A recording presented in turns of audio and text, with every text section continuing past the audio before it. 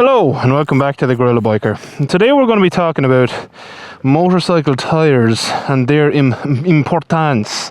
So I have just literally gotten new tyres put on. I got these put on Freeman motorcycles, and these are the Mitas Sport Force Pluses. So I just took off the touring forces and got the Sport Forces put on because I'm going to Scotland in 2 days, so I want a little bit of a sportier tyre, and I'm looking forward to trying these. There's literally like a mile on these tyres, if it's even a mile, so don't be expecting heroics in today's video. We're going to be scrubbing these in. I am going a nice windy route home to try scrub them in a bit more. But if you haven't seen my review on the touring forces, please do go give it a look. I was very impressed with them. But I am probably a bit more of a sporty rider in general, so I decided to go with the Sport Forces this time. And next time I'll probably try another one again, probably from Mitas, because so far I've been very impressed, and for the price that you pay, and I did get a deal on these ones, full disclosure, not because I asked for it or anything, just they very kindly offered them to me due to the fact I did a review on the last ones that anyway asking me to, which is really nice, because I mean, that first review, I paid for those tyres 100% myself. I did the review, and it's really nice that someone kind of was like, hey, you know, that review was pretty good. Here, have a deal on tyres. I still paid for these, I just got a discount, which was really cool. So thank you Mitas and thank you Freeman's for putting these tyres on for me on short notice, because I was not in dire need, but I was in need of tyres, and that's kind of what I want to talk about, okay? Today is not letting yourself get to the point that you're in dire need of tyres, because I see it all too often, and you know, it causes accidents, and then people are sad because they've crashed their lovely bikes. And I mean, most of us, our bike, it might be our workhorse, like this one. This is my workhorse, it's my commuter, but it is most certainly also my pride and joy. I absolutely love this bike a lot, and it's something that I want to keep well, and a part of that is your tyres. So, you know, lots of people will look at aesthetic stuff, you know, like they'll chip their bike and they'll be upset or whatever else. But me, I am much more a practical type of person. I like to keep my bike very, very well serviced. I like to keep the forks done, you know, all that stuff. Like the forks are going to be done on this very soon. I wanted to do them before Scotland, but you know, time and life and whatnot. These tyres already feel great, and they're not even screwed. Doggy! Oh, you're so cute! Oh, I scared of my bike, I'm so sorry. Anyway, so avoidable stuff like, you know, coming off in slightly bad weather or whatever else, you know, not being able to brake hard enough, all of these things are related to your tyres, and it's something that I see way too often in this country. And I was even speaking to the two mechanics in Freeman's. Shout out to the two of them. I don't know, do they want their names on camera, so I'll say nothing yet. I'll find out. It's something that I see way too often is people, they want to get the absolute max value out of their tyres, which I understand in a way, and you know, they'll ride the things down to the wire, but Ireland is not the country for that. Ireland, we don't have the best of road surfaces. You know, like even there, look, there's crap on the roads. We don't have the best of weather most of the time, so tyres are in your control, you know what I mean? If you let them go too long, what's going to happen is you'll lose traction on a patch of ground that it was completely avoidable to lose traction on, and you'll bin your bike, and then you'll be sad. Or you'll try to come into a corner like this one and brake hard, and you'll realise your braking is gone because your tyre is gone, and you know, maybe your front slips out. Because people forget, right? So to get the power down, right, you can get the power down like that, you know what I mean? You can have your engine in tip-top shape. It could be the best engine on the planet, but if you haven't looked after your driveline and your tyres, then it's not going to go anywhere. And by driveline I mean your chain and your sprockets. I also see them being absolutely ridden to, you know, the very last of what they can do as well, and it's just pointless. Like, all that power, like all of the power, it's getting to the road only one way, and that is through your tyre, through your driveline into your tyre. But your tyre is the thing that's actually pushing you forward. It's the thing that gives you drive on the road. So If your tire is decades old, gone hard and slipping, or it's just worn down so far that you're gone past rubber and onto wire, it's not going to do its job. So you're going to be missing out on delicious motorcycle acceleration. You're going to be missing out on lovely cornering, smooth cornering, and all of that. And the thing is, I've spoken to multiple people about this before, and I did the same myself. I'm no angel. I did the exact same myself on the Phaser once, right? And even my uncle, the uncle who owns the S1000XR, actually said the same thing to me before, right? You notice your tire is going, or nearly gone, and you say, oh, I'll get a little bit more out of it, and then you forget about it, or something comes up and you're out on your bike, and what that does is it ruins your riding experience, right? So you'll go out and you'll be slipping a bit, and you'll feel like there's something wrong, you know, you'll be blaming suspension, brakes, road surface, was there oil? All it is your tire has gone bad. All it is you just need a new tire. And you know, my uncle said the same. He said it literally, he tried to get an extra 1,000 kilometers out of his rear tire when he knew it was gone on his XR, his old XR, before he changed it to the newer one. And he said it ruined the riding experience for the last 1,000 kilometers, and he was blaming the bike, he was blaming his own skills, and that's what happens, you know what I mean? Because it's something that tires do kind of go unnoticed, you know what I mean? They're the unsung hero of your bike's performance, because you know, people will go on about brake horsepower, or they'll go on about suspension setups and how good they are and all this crack, whereas really and truly a large part of it is done through your tires, which is why modern tire technology is so awesome. Because you know, back in the day, the best tire back in the day probably wasn't equivalent, like I'm talking the 80s and 90s, it probably wasn't equivalent to one of the cheaper road tires on the market today, you know what I mean? Tire technology now is just so far and away ahead of where it was.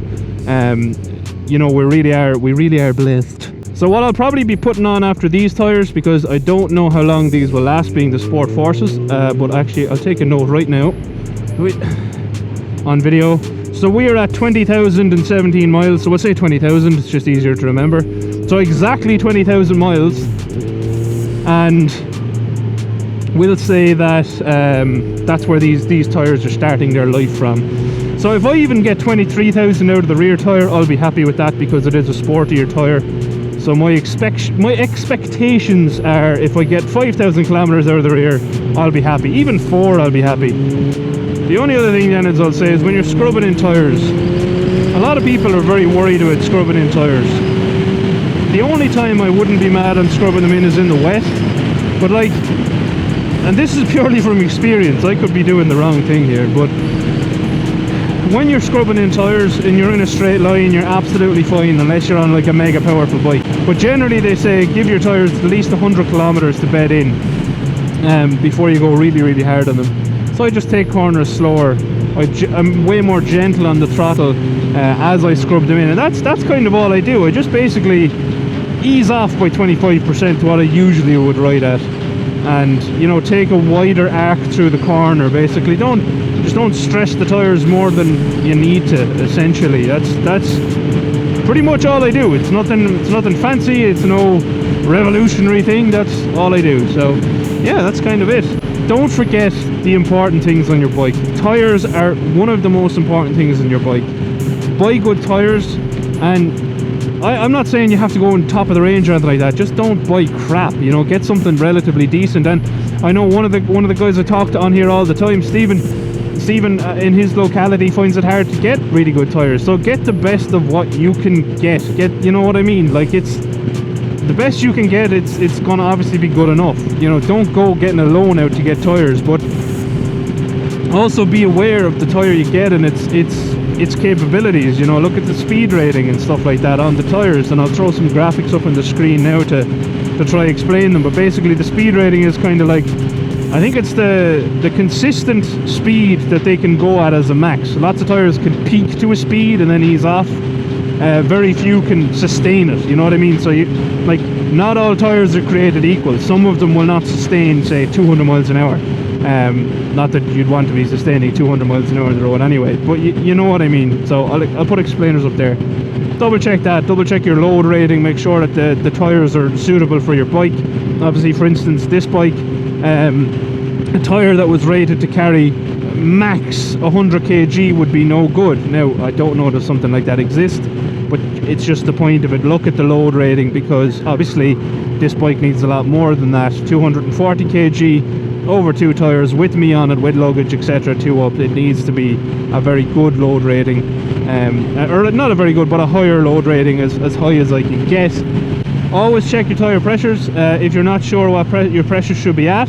The manufacturer of your tires will often have a rating or a pressure you should have in your tire for the type of your bike, the weight of your bike. You can look that up, or if you look up the user manual or service manual of your bike, it will also give you the target pressures for certain weights of riders on that bike as well. So you know, that's where I get mine from, is often a mix. I'll check what the service manual says, and then I'll also look at the manufacturer's ratings, because obviously the service manual is written with, oh no, don't you pull in there, I was going to pull in there. The service manual is written with, I'll just keep going this way, see where we go. The service manual was written with, oh, this is pretty, I've never come down this road. I'm happy I did. I will go one more time. The service manual is written with the OEM tires in mind, right? So that's why I say do check the actual manufacturer's website. Will always have them. Well, not always, I shouldn't say always, but every time I've looked, they've been on the manufacturer's website. And that's one thing I will also say is Mitas's actual website is quite good. They have ratings and loads and all that crack for all of their tires up there on like a little PDF thing. And you can also see what tire is available and what size. So if you want to, you know, order a tire for your bike and you know your tire sizes, you can do that way as well. But let me know in the comments if you've thought about giving Mitas Touring Forces a try from my last video. Let me know you're going to give them a try in the future. Let me know, are you one of the people who always run your tires too long? And if you are, then please, for me, stop doing it. It's like an extra 500 kilometers out of your tire.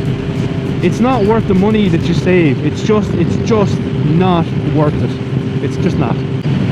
This is quite a nice road, and I've honestly never been down it. Oh, I probably should have went that way. Oh well. We're going this way now.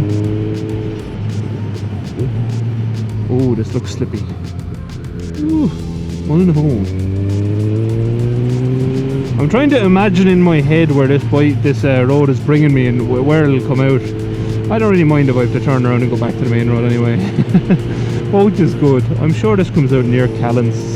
Wait, no, the other way is Callan. I have no idea where I'm going. It's fine. Now we're into Mullinahone, a litter free zone. Let's see, is that true? So far, I do not see any litter. There's some.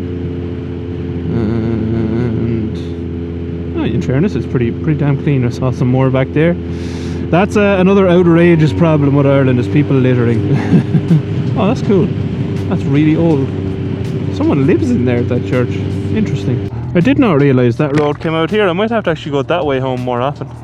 That was a more fun, less main road.